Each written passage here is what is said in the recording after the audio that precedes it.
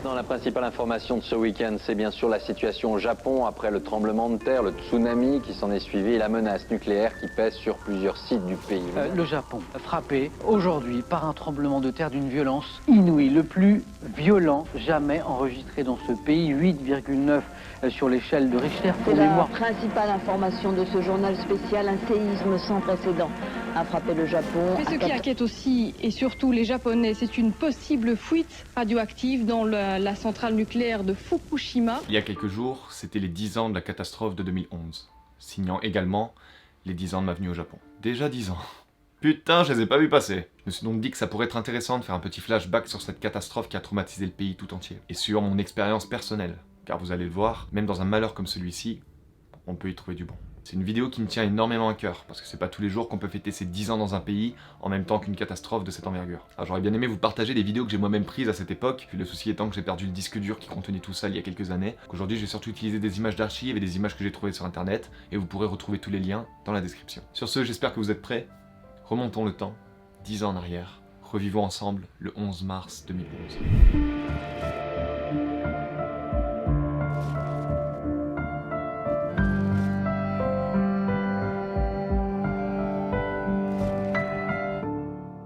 Nous sommes donc le 11 mars 2011. Nintendo vient de sortir sa toute nouvelle Nintendo 3DS, les petites filles japonaises viennent de fêter le Hinamatsuri, et les jeunes hommes de tout le pays se creusent la tête pour trouver le cadeau parfait à offrir à l'élu de leur cœur pour le White Day. Une journée comme une autre dans le quotidien japonais, qui va vite tourner au cauchemar. Car sur les coups de 14h46... La secousse est interminable. Un séisme dévastateur de magnitude 9.1 va secouer l'est du pays. Ce que l'on nomme ici le Tohokuchi Hotaheyo Kijishin va traumatiser le pays tout entier. Non pas par le nombre de morts qui du point de vue du séisme seul est beaucoup moins élevé que le séisme de 95 à Kobe par exemple, mais bien pour l'enchaînement de catastrophes que le séisme du Tohoku a engendré. Jishin. Le Japon est un pays sismique, je pense que je vous apprends rien à ce niveau-là, c'est-à-dire qu'il est situé à la jonction de 3 plaques tectoniques, qui fait qu'il est très souvent soumis à des tremblements de terre, la plupart du temps imperceptibles, et parfois un peu plus gros. Mais après le tremblement de terre de Kobe en 95, le Japon ayant développé une politique de renforcement des bâtiments via le génie parasismique, surtout dans les grandes villes, aujourd'hui un séisme seul ne cause que très peu de dégâts. C'est-à-dire que les bâtiments, même pendant une grosse secousse, vont beaucoup trembler, mais ne jamais tomber. En ce qui concerne la catastrophe de 2011, il faut savoir qu'il y avait des signes qui annonçaient l'arrivée prochaine du séisme. Déjà depuis le 9 mars, le Japon était frappé par une série de séismes, plus ou moins gros, qui inquiétaient beaucoup les experts en séismologie. Mais personne, grand personne, ne s'attendait à un séisme de cette ampleur.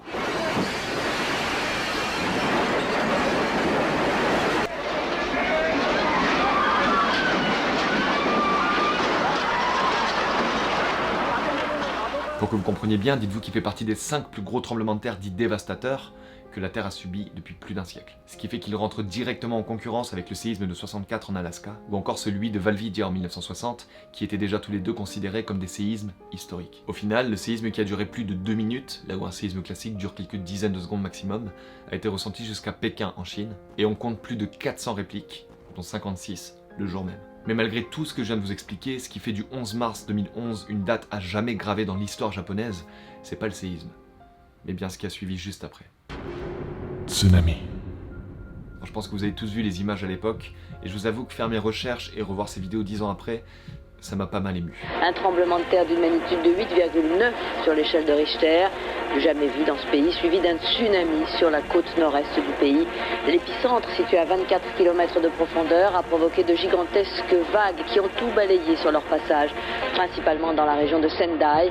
Le tsunami, qui avait des vagues de 15 mètres en moyenne, allant même jusqu'à 39 mètres dans la région de Miyako par exemple, a tout dévasté sur son passage, emportant des villes et des villages entiers et faisant monter le bilan de la catastrophe à plus de 15 000 morts, 2500 disparus, 6000 blessés et plus de 139 000 réfugiés. D'ailleurs, un souvenir que j'ai de cette époque, et je vous promets c'est le seul coup de gueule que je passerai dans la vidéo, c'était les journaux télévisés français qui s'amusaient à mettre des images du tsunami de Sendai ou de Fukushima qui rasait des villes entières en titrant ça Tokyo. Imaginez une seconde les familles des gens qui vivaient à Tokyo à ce moment-là. Et je suis bien placé pour en parler. Parce que pour le coup, le tsunami n'a presque pas touché Tokyo, et là au niveau de la fake news, on est quand même sur du high level. Enfin bon, si aujourd'hui tout le monde se rappelle du 11 mars 2011 pour le tremblement de terre, c'est bien le tsunami, le véritable monstre de l'histoire, qui certes est né du tremblement de terre, mais qui aura été beaucoup plus dévastateur, humainement, économiquement, et surtout, écologiquement.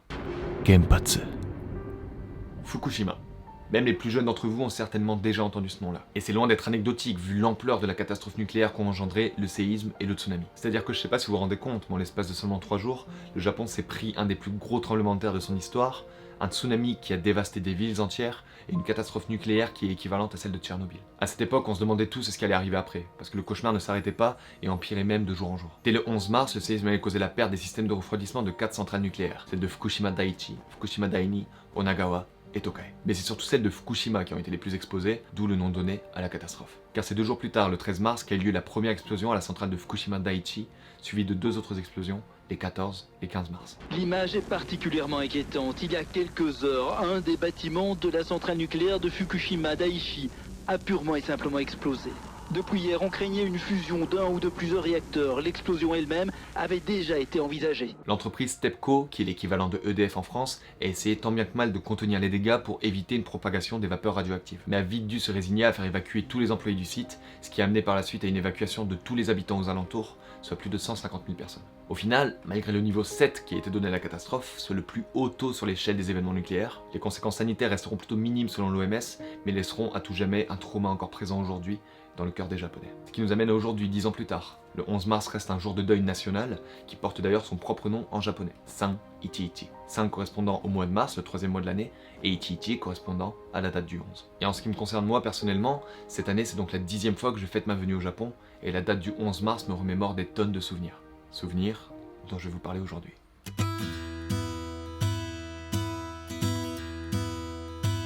Si je devais vous expliquer toutes les raisons qui m'ont amené à venir au Japon ce jour-là, la vidéo ferait 3 heures et on sortirait rapidement du sujet. Pour aujourd'hui, je vais revenir sur les points importants de mon départ et de mon arrivée à Tokyo, et croyez-moi, il y a des choses à dire. Moi à ce moment-là, ça faisait déjà presque 1 an que j'avais prévu de réellement partir vivre au Japon. À la sortie du lycée, j'avais fait 1 an de fac qui m'avait pas spécialement plu, et plutôt que de renouveler sur une seconde année, j'ai préféré partir à Paris pendant quelques mois pour mettre un petit peu d'argent de côté avant de partir à Tokyo. C'est totalement faux.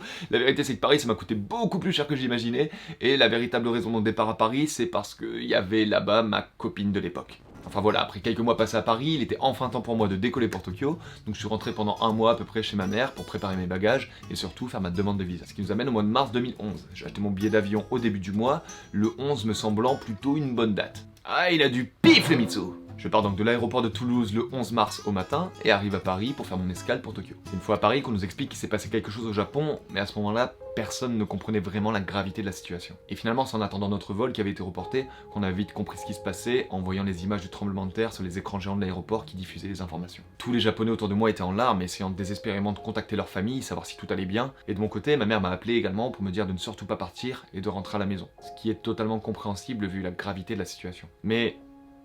Et c'est compliqué de vous expliquer vraiment ce qui s'est passé dans ma tête ce jour-là, mais j'ai entendu une espèce de voix au fond de moi qui me disait que je me devais de partir. Même s'il se passait quelque chose de grave, j'avais ma pierre à apporter à l'édifice, et je voulais surtout pas être celui qui a flippé, celui qui s'est défilé devant la situation. Je sais pas, j'ai eu cette impression que c'était un peu mon destin, et que je me devais de partir ce jour-là. Et finalement, le vol n'étant pas annulé, je suis parti pour Tokyo avec tous les Japonais pressés de revoir leur famille, là où moi, je m'éloignais de la mienne.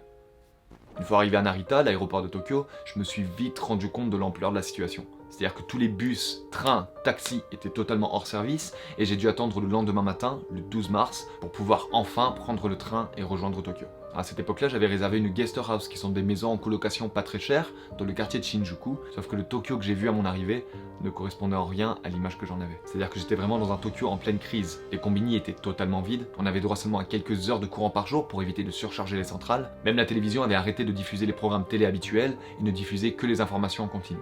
D'ailleurs, un des premiers souvenirs que j'ai de mon arrivée à Tokyo, c'était les pubs IC qui passaient toute la journée à la place des pubs traditionnelles, dont la fameuse Konnichiwa, konnichiwa, arigato, konbanwa, sayonara.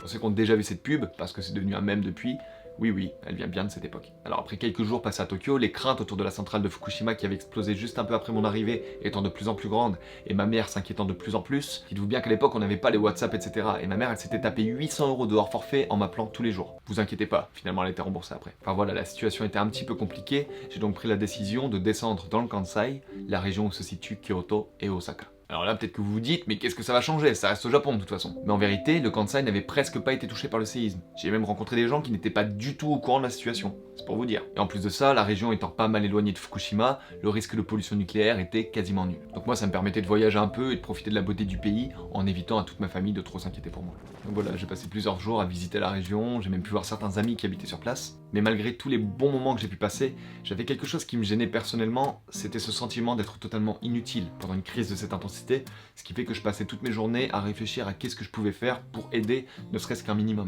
Et un soir, pendant que je jouais de la guitare dans la guest house à Kyoto où je m'étais arrêté, je me suis fait quelques amis qui eux aussi venaient de Tokyo et qui m'ont direct dit « Mais mec, t'as une guitare, tu sais chanter en japonais, pourquoi pas faire des concerts de rue et récolter de l'argent qu'on enverra à la Croix-Rouge ?» Pourquoi j'y avais pas pensé plus tôt? Donc tous ensemble on s'est rapidement mis à l'œuvre, eux ont fait une grosse pancarte sur laquelle ils avaient écrit que tous les dons seraient reversés à la Croix-Rouge, et donc moi j'ai passé mes journées à parcourir tous les quartiers de Kyoto avec mes nouveaux amis et ma guitare, en chantant des chansons en japonais. Alors je vais pas vous mentir, on n'a pas récolté une somme de dingue, mais le peu qu'on a récolté, on l'a bien envoyé à la Croix-Rouge, et surtout moi j'étais content d'avoir pu participer à mon niveau, et encore aujourd'hui ça reste un de mes meilleurs souvenirs de mon arrivée au Japon.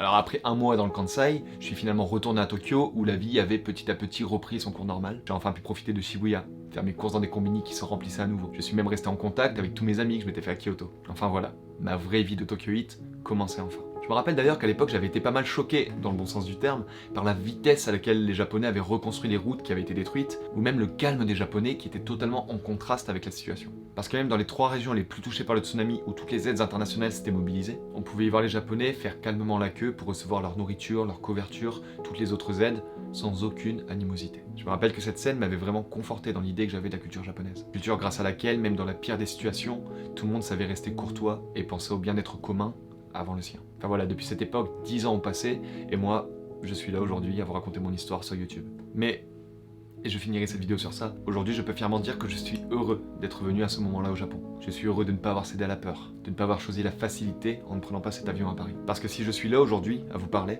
si je suis la personne que je suis, c'est totalement lié au fait que je sois venu ce jour-là. Chaque rencontre que j'ai faite à Tokyo, à Kyoto, chaque événement qui s'est produit après mon arrivée, m'a amené là où je suis aujourd'hui. Je sais que si j'étais pas venu ce jour-là, certaines opportunités que j'ai eues et qui me permettent aujourd'hui de faire le métier que j'aime, d'être la personne que je suis, n'auraient certainement jamais eu lieu. Et c'est pour toutes ces raisons que je suis fier de dire que je suis venu le 11 mars 2011 au Japon et que je continuerai toute ma vie de fêter cette date en commémoration de la catastrophe, certes, mais aussi comme une renaissance. Quelque part, je suis né une deuxième fois ce jour-là. Je suis un enfant du 11 mars 2011 et je viens de fêter mes 10 ans. Merci à tous d'avoir regardé cette vidéo jusqu'au bout. C'est une vidéo beaucoup plus personnelle qu'à mon habitude, mais je me devais de vous en parler. N'hésitez pas à me dire en commentaire quels souvenirs vous avez autour de cette catastrophe, et si certains d'entre vous étaient présents sur place, ça me ferait super plaisir d'avoir votre retour de vos expériences. Sur ce, je compte sur vous pour l'abonnement, le pouce en l'air et le partage, vous savez quoi faire, et nous on se retrouve la semaine prochaine pour une nouvelle vidéo.